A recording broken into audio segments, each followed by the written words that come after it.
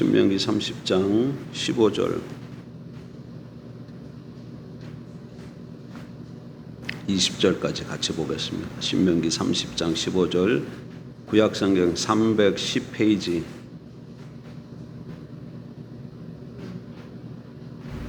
15절 보라 내가 오늘 생명과 복과 사망과 화를 내 앞에 두었나니 곧 내가 오늘 내게 명령하여 내 하나님 여호와를 사랑하고 그 모든 길로 행하며 그의 명령과 규례와 법도를 지키라 하는 것이라. 그리하면 내가 생존하여 번성할 것이요 또 내 하나님 여호와께서 내가 가서 차지할 땅에서 내게 복을 주실 것임이니라. 그러나 내가 만일 마음을 돌이켜 듣지 아니하고 유혹을 받아 다른 신들에게 절하고 그를 섬기면 내가 오늘 너희에게 선언하노니 너희가 반드시 망할 것이라. 너희가 요단을 건너가서 차지할 땅에서 너희 날이 길지 못할 것이니라. 내가 오늘 하늘과 땅을 불러 너희에게 증거를 삼노라. 내가 생명과 사망과 복과 저주를 내 앞에 두었은즉 너와 내 자손이 살기 위하여 생명을 택하고 내 하나님 여호와를 사랑하고 그의 말씀을 청종하며 또 그를 의지하라. 그는 내 생명이시요 내 장수이시니 여호와께서 내 조상 아브라함과 이삭과 야곱에게 주리라고 맹세하신 땅에 내가 거주하리라. 아멘. 그리고 우리 김태일 군이 오늘 함께 참여했습니다. 기쁘고 감사합니다. 이렇게 보면 우리 한국 사람만큼 복을 좋아하는 민족도 없는 것 같습니다, 여러분. 그렇지 않습니까? 우리 정월 초하루가 되면 많은 사람들이 다 어딜 가요? 동해도 가가지고 떠오르는 태양을 바라보면서 빌지 않아요? 그뿐 아닙니다. 정월 대보름 날에는 또 많은 사람들이 또 떠오르는 달 보고 달 맞이하면서 또 복을 기원합니다. 그뿐만 아니라 우리나라 사람들은 옷에다가도 이 길자나 복자 이런 것들을 써놓기를 즐겨하고 뭐 숟가락 베개 뭐 어떤 집에는 가니까 옛날 집 보면 큰 대문에다가도 이렇게 길자 같은 거 이런 거 써서 붙이기도 하고 그러죠. 그렇게 복을 참 좋아합니다. 근데 이렇게 복을 참 좋아하면 복이 다 옵니까? 우리가 원하는 복이 오면 얼마나 좋겠습니까? 근데 그렇지 않다는 것이죠. 우리의 문제는 우리가 이렇게 복을 원하지만 원하는 복이 오지 않는다는 겁니다. 그러면 어떻게 하면 복을 받을 수 있을까요? 성경은 복에 대해서 뭐라고 말하고 있을까요? 우린 지난주일까지 기복신앙에 대해서 좀 살펴봤습니다. 여러분, 기복신앙은 거짓신앙 체계죠. 거짓신앙 체계 중에 한 축인데 거짓신앙 체계가 왜 잘못된 겁니까? 왜 오늘 기도한 우리 베나미 사모가 기도하면서 거짓신앙 체계는 저급한 신앙이 아니라 그랬잖아요. 아예 그거는 신앙이 아니라고 얘기했잖아요. 왜 그렇습니까? 그 기초가 뭐예요? 거짓신앙 체계는 기초가 자기중심이기 때문에 그렇습니다. 자기중심이기 때문에. 자기중심적인 삶은 자기가 자기로 돌아가서 자기중심적인 삶은 셋으로 나타나죠. 자기 목적을 위하여 자기 길을 따라 자기 자원으로 살아가려고 하는 것이죠. 이것이 이제 신앙의 형태를 띠게 되면 종교성을 갖게 되면 자기 목적을 위한 것이 뭘로 나타나는 거예요? 기복신앙으로 나타나잖아요. 그래서 이게 철저하게 기복신앙은 자기중심적인 것을 토대로 하고 있기 때문에 이거는 신앙이 아니다 그 얘기입니다. 여러분, 사단이 타락했잖아요. 사단의 원래 신분이 천사입니다. 천사 중에서도 천사장 중에 한 사람이었죠. 왜 사단이 되었습니까? 타락해서 교만해서 하나님과 견주려다가 자기가 지원받은 피조물임에도 불구하고 자기를 위해서 자기로 돌아갔어요. 하나님께서 모든 세상 만물을 다 지으시고 아담에게 그걸 넘겨주셨습니다. 위임 통치하게끔 하셨죠. 근데 왜 아담이 타락하겠습니까? 하나님처럼 되려고. 자기로 돌아간 거예요. 그러니까 자기 중심으로 돌아가면 타락하게 되어지고 하나님을 대적하게끔 되어 있어요. 그래서 자기 중심적인 삶은 반드시 그 망하는 길입니다. 그런데 그것이 아무리 종교적인 형태를 띠었다 한들 그게 어떻게 바른 신앙 삶이 될 수 있겠습니까? 그래서 기복신앙 책에는 신앙이 아니다 그렇게 얘기하는 겁니다. 그럼 잠깐 우리가 좀 살펴봤지만 기복신앙에 대해서 잠깐만 좀 더 살펴보면 일단 기복신앙이 뭔가요? 정의가 뭐예요? 기복신앙이란 하나님의 백성들의 삶에서 하나님이 그들의 목적을 위한 수단으로 전락한 삶이죠. 하나님이 우리의 목적이 되어야 되는데 기복신앙을 가진 사람들은 하나님이 목적이 아니에요. 자기 목적이 따로 있어요. 그럼 하나님은 어떻게 섬기는 거예요?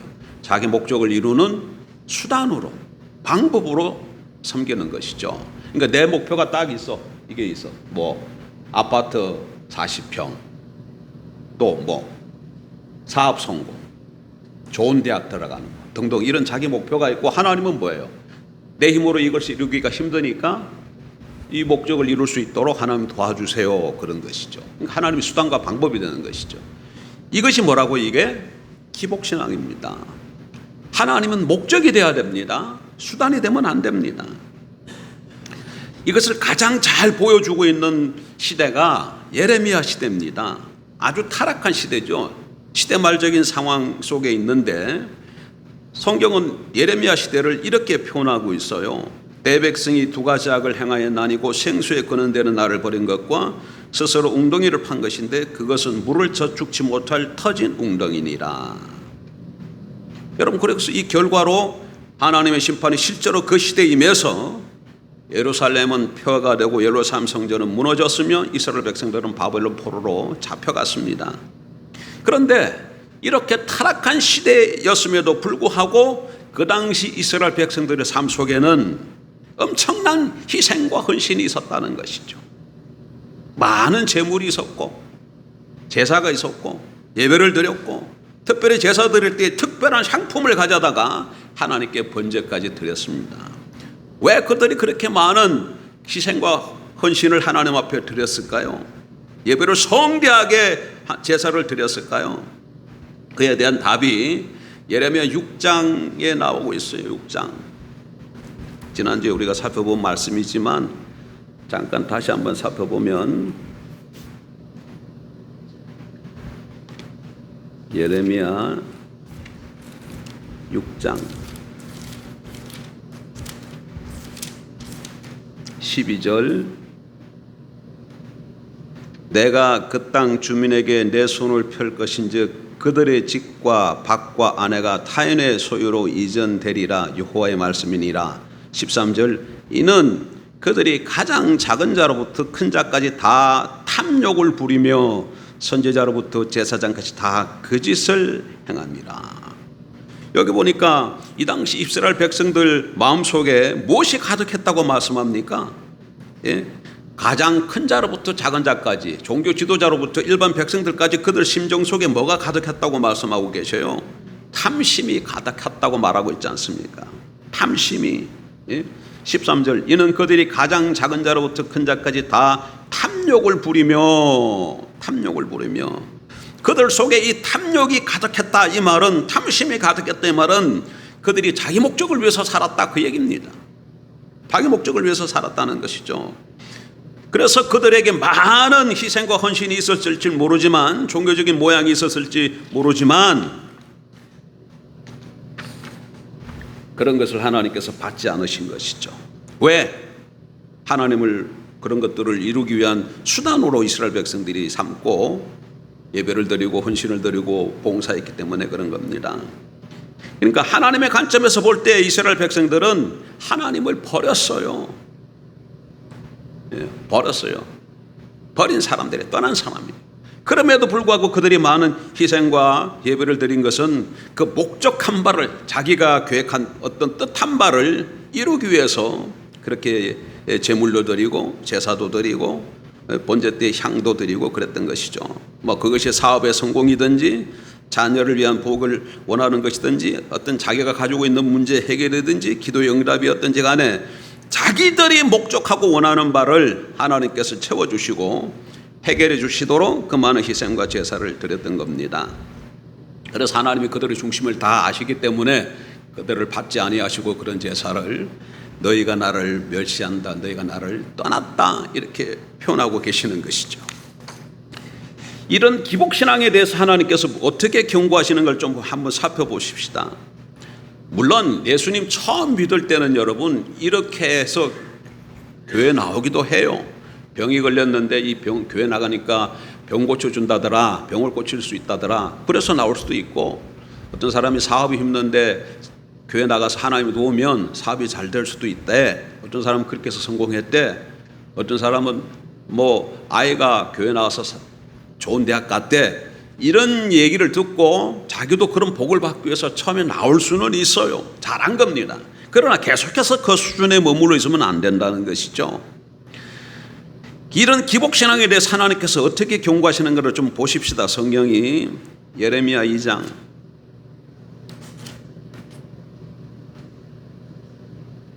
27절,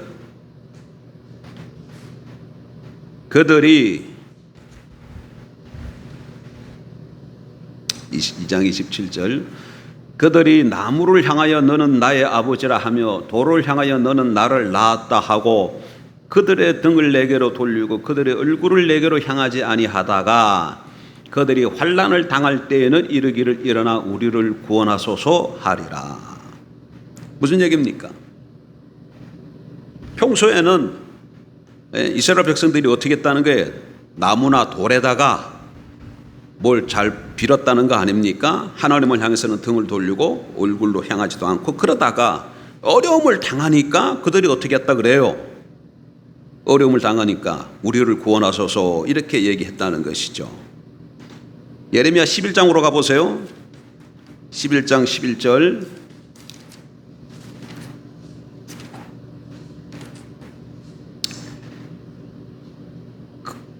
그러므로 나 여호와가 이와 같이 말하노라. 보라, 내가 재앙을 그들에게 내리리니 그들이 피할 수 없을 것이라. 그들이 내게 부르짖을지라도 내가 듣지 아니할 것인즉. 14절, 그러므로 너는 이 백성을 위하여 기도하지 말라. 그들을 위하여 부르짖거나 구하지 말라. 그들이 그 고난으로 말미암아 내게 부르짖을 때에 내가 그들에게서 듣지 아니하리라. 12절, 14장 12절, 그들이 금식할지라도 내가 그 부르짖음을 듣지 아니하겠고 번제와 소제를 드릴지라도 내가 그것을 받지 아니할 뿐 아니라 칼과 기근과 전염병으로 내가 그들을 멸하리라. 여러분, 이게 얼마나 두려운 말씀입니까? 자기들의 목적을 위해서 도움을 얻으려고 하나님께 많은 희생과 헌신을 드렸을지 모르지만 보통 때는 신앙의 본질이 떠나 있다 자기 임의대로 살다가 어려움을 당해서 하나님 앞에 나와서 도와달라고 하니까 하나님께서 어떻게 하시겠다고 합니까? 그래, 내가 너 도와주마 그렇게 말합니까? 아니에요. 뭐라고 얘기해요? 하나님께 나오더라도 하나님은 그들의 기도를 듣지 않겠다고 말씀하고 계시는 것을 기억해야 합니다. 기복신앙은 우리 삶에서 하나님 우리 목적을 위한 수단으로 삼는 신앙입니다. 그 중심에는 항상 탐심이 있습니다. 오늘날 우리나라에 있는 하나님의 백성들 가운데 이 율법주의 못지않게 기복신앙이 뿌리를 내리고 있습니다. 돌이켜야 합니다. 여러분, 기복신앙으로는 참 하나님의 복을 받을 수 없습니다. 그러면 어떻게 하면 하나님의 복을 받을 수 있을까요? 하나님의 복을 받으려면 먼저 성경에서 말하는 복이 무엇인가를 먼저 알아야 되지 않겠습니까? 지금부터는 그러면 성경이 말하는 복이 뭔가를 좀 살펴보십시다. 성경이 말하는 복을 이해하는 데 있어서 가장 중요한 한 가지는 복은 하나님이 주시는 그 어떤 것이 아니라 하나님 그분 자신이라는 사실에 이걸 아는 게 너무 중요해요. 다시, 복은 하나님이 주시는 그 어떤 것이 아니라 뭐라고요? 하나님 자신이에요. 하나님 자신이 복이에요. 하나님이 복입니다. 뭐가 복이에요? 하나님이 복이야. 성경이 말하는 복은 하나님이 주신 이런 것 저런 것이 복이 아니라 하나님 자신이 복이라고 성경이 그렇게 말씀합니다. 다시 본문으로 돌아가 보십시다. 신명기 30장 19절,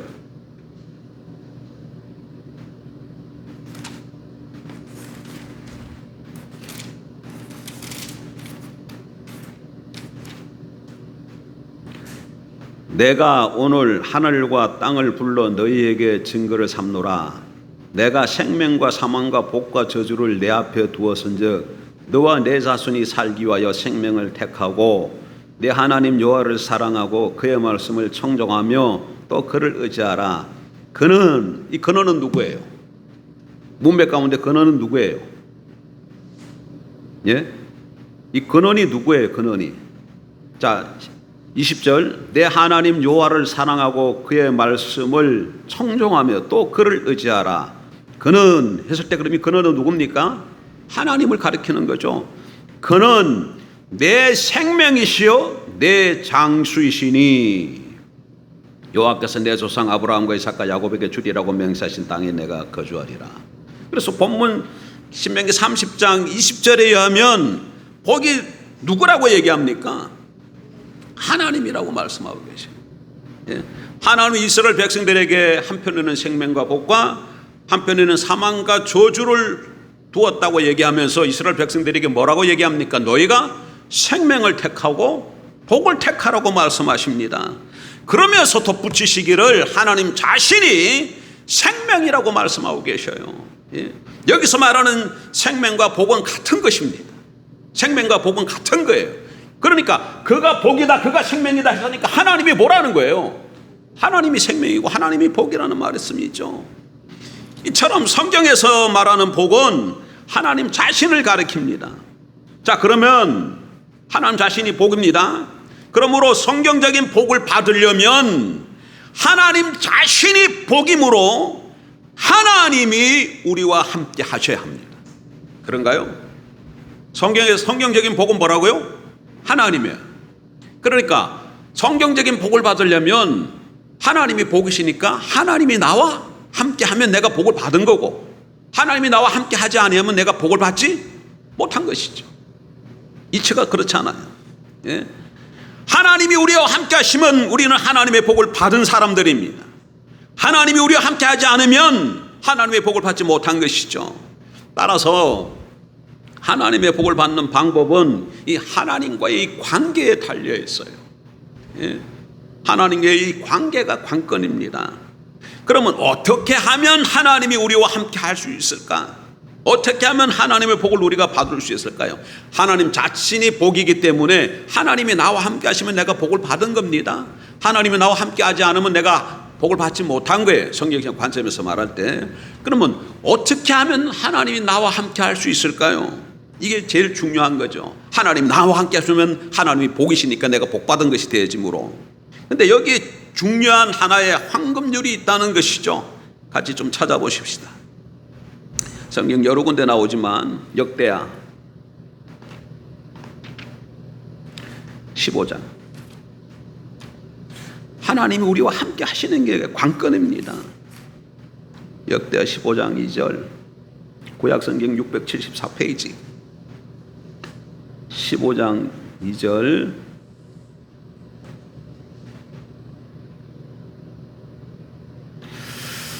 그가 나가서 아사를 맞아 이르되 아사와 및 유다와 베냐민의 무리들아 내 말을 들으라. 너희가 여호와와 함께하면 여호와께서 너희와 함께 하실지라. 너희가 만일 그를 찾으면 그가 너희와 만나게 되시려니와 너희가 만일 그를 버리면 그도 너희를 버리시리라. 여기 보니까 이스라엘 백성들이 하나님과 함께하면 하나님께서 어떻게 하시겠다고 말씀합니까? 너희와 함께하겠다. 너희가 하나님을 버리면 하나님도 어떻게 하신다고 말씀합니까? 너희를 버리시겠다 이렇게 말씀하고 있어요. 이런 구절이 여기만 있는 것이 아니라 성경 여러 군데 있습니다. 여러분 시간이 없으니까 찾진 않겠지만 시간 남으면 집에 가서 좀 찾아보십시오. 말라기 3장 7절, 사무엘상 2장 30절, 야고보서 4장 8절, 예레미야 19장 13절, 스가랴 1장 3절 등등 이런 데 가보게 되면 이런 비슷비슷한 내용들이 성경 도처에 있어요. 그런 말씀들을 정리하면 이런 겁니다. 우리가 하나님과 함께하면 하나님도 우리와 함께 하시겠다는 거예요. 우리가 하나님을 찾으면 하나님이 우리를 만나 주신다는 겁니다. 우리가 하나님과 가까이 하면 하나님도 우리를 가까이 하시겠다는 겁니다. 우리가 하나님을 존중하면 하나님도 우리를 존중하시겠다는 거예요. 그러나 우리가 하나님을 버리면 하나님도 우리를 버리시겠다는 거예요. 우리가 하나님을 멸시하면 하나님도 우리를 멸시하겠다는 겁니다. 이게 하나의 커다란 원칙이에요. 그래서 여기 보면 이 신약과 구약에 이렇게 나와 있는 이 말씀의 원칙을 보면 우리가 하나님과 함께하면 하나님도 우리와 함께 하시고 우리가 하나님을 버리면 하나님도 우리를 버리신다는 겁니다. 그러므로 우리가 하나님의 복을 받기 위해서는 어떻게 해야 합니까? 하나님과 함께 해야 합니다. 하나님을 버리면 하나님의 복을 받을 수가 없어요. 그럼 여기서 한 걸음 더 나가십시다. 자, 다시 정리. 성경적인 복은 하나님이 주시는 그 어떤 것이 아니라 뭐가 복이에요? 하나님이 복입니다. 그래서 하나님이 복이기 때문에 이 복을 받으려면 하나님이 나와 함께 하셔야 돼. 그런데 성경의 원리는 뭐예요? 우리가 하나님과 함께 하면 하나님도 우리와 함께 하신다. 우리가 하나님을 떠나면 하나님도 우리를 떠나신다는 거예요. 그럼 여기서 우리가 하나님과 함께 해야 하는데, 그럼 우리가 하나님과 함께 한다. 예? 우리가 하나님을 버린다. 이 말이 구체적으로 어떤 거예요? 이걸 알아야죠. 우리가 하나님과 함께하면 하나님도 우리와 함께 하셔요. 우리가 하나님을 버리면 하나님도 우리를 버리십니다. 그러면 우리가 하나님과 함께 한다는 이 말이 무슨 말이에요? 우리가 하나님을 버린다. 이 말이 무슨 말인가? 이걸 알아야 되는 것이죠. 성경에서 말하는 하나님과 함께 한다. 이 말은 신앙의 본질인 하나님을 알고 전전적으로 하나님을 사랑하는 삶 가운데 거하는 것을 말합니다. 다시 말하면 하나님 중심적인 삶을 사는 것을 뜻합니다. 반면에 성경에서 하나님을 버렸다 이 말은, 하나님을 멸시한다 이 말은 모두가 신앙의 본질에서 떠났다 그 얘기입니다. 그러므로 우리가 하나님의 복을 받기 위해서는 신앙의 본질인 하나님을 알고 전전적으로 하나님을 사랑하는 삶을 살아야 합니다. 하나님 중심적인 삶을 살아야 합니다. 신앙의 본질에 떠나 있으면서 하나님의 복을 받을 수 있는 길은 없어요. 원리가 간단합니다. 성경이 말하는 복은 하나님 자신이고 하나님 자신이 복이니까 하나님이 나와 함께 하시면 복을 받은 거예요. 그럼 하나님 나와 함께 하시는 삶은 어떤 삶이에요? 우리가 신앙의 본질 가운데 있을 때, 하나님 중심적인 삶을 살 때, 그때 우리가 하나님이 우리와 함께 하시는, 우리가 하나님과 함께하는 삶을 살고 있다 그 얘기예요. 여러분, 구약 성경으로 돌아가서 이사야 시대나 호세아 시대나 예레미야 시대를 한번 찾아가 보세요. 그 때는 수많은 의식들이 있었습니다. 예, 헌신이 있었고, 그럼에도 불구하고 그 시대에는 다 이스라엘 백성들이 신앙에서 본질에서 떠나 있었기 때문에, 예, 하나님은 그렇게 많은 헌신과 제물을 드리고 기도를 함에도 불구하고 너희가 나를 멸시하고 떠났다고 이사야 시대는 그렇게 말씀하셨습니다. 호세아 시대도 마찬가지입니다. 그때도 신앙의 본질에서 떠나 있었기 때문에 하나님께서 뭐라고 말씀한지 아십니까? 호세아 4장 6절 한번 보십시오. 들어보십시오. 내 백성이 지식이 없으므로 망하는도다. 이 지식은 하나님을 아는 지식이에요. 내 백성이 지식이 없으므로 망하는도다. 내가, 이스라엘이죠, 내가 지식을 버렸으니 나도 너를 버려 내 제사장이 되지 못하게 할 것이요, 내가 내 하나님의 율법을 잊었으니 나도 내 자식들을 잊어버리리라. 신앙의 본질인 하나님을 아는 것을 버렸기 때문에 하나님도 이스라엘의 제사장 나라가 되지 못하게 하시겠다고 선포하십니다. 무슨 말이에요? 다시 버리시겠다는 거예요. 예레미야 시대도 마찬가지입니다. 수많은 예레미야 시대 때 의식들이 있었지만 신앙에서 본질에서 떠나 있었기 때문에 하나님이 이스라엘 백성들을 향해서 뭐라고 말씀합니까? 생수의 근원이신 나를 너희가 버리고 떠나 다른 웅덩이를 팠는데 그 웅덩이는 물을 저축지 못할 터진 웅덩이니라. 그렇게 말씀하고 계시는 것이죠. 여러분, 이것은 오늘날도 마찬가지입니다. 우리가 아무리 지금 주일날 예배를 빠지지 않고 11조를 철저히 드리고 심지어 새벽 기도도 한 번도 안 빠지고 교회에서 누구보다도 열심히 봉사한다 할지라도 신앙의 본질에서 떠나 있으면 그것이 하나님을 떠난 겁니다. 하나님을 버린 겁니다. 하나님을 멸시한 겁니다. 반면에 하나님을 존중히 여기는 것, 하나님과 함께하는 것, 하나님을 찾는 것, 하나님께 돌아가는 것은 모두 다 신앙의 본질인 하나님을 알고 하나님을 사랑하는 삶을 의미합니다. 이 말이 너무 중요합니다. 하나님을 아는 거, 하나님을 사랑하는 거.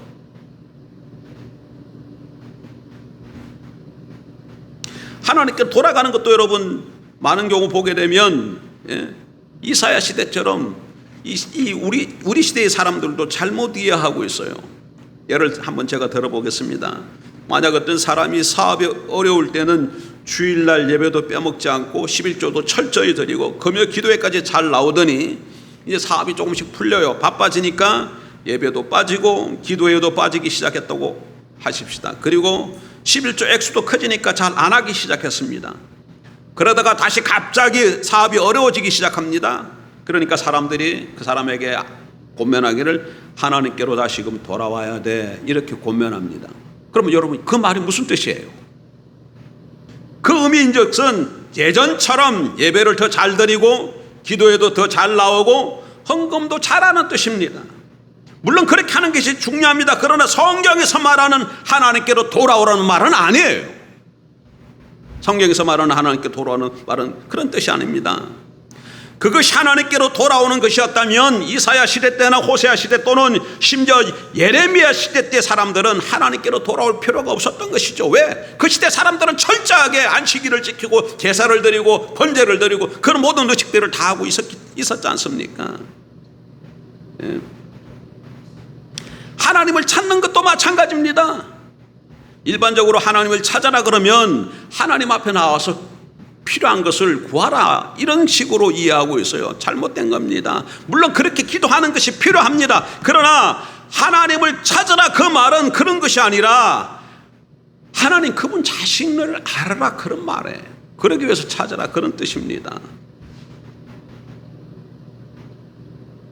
그러니까 성경에서 하나님께로 돌아가야 됩니다. 성경에서 하나님께를 찾아야 됩니다. 이 말을 잘 정확하게 성경이 무슨 의미를 갖고 얘기하는지를 모르고 쓰는 경우가 많이 있다는 것이죠.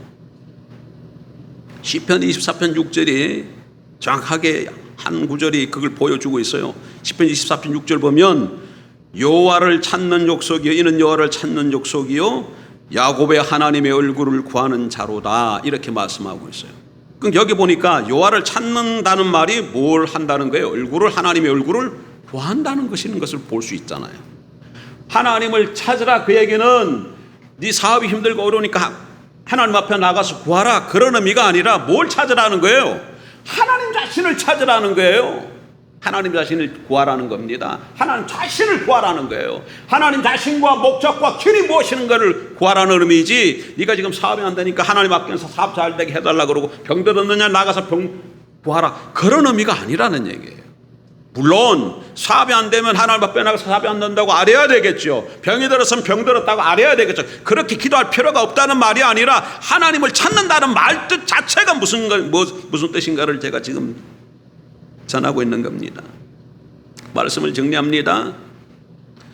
복은 하나님이 우리에게 주시는 그 어떤 것이 아니라 하나님 그분이 복입니다. 그런데 하나님은 우리와 함께 할 때 우리와 함께 하십니다.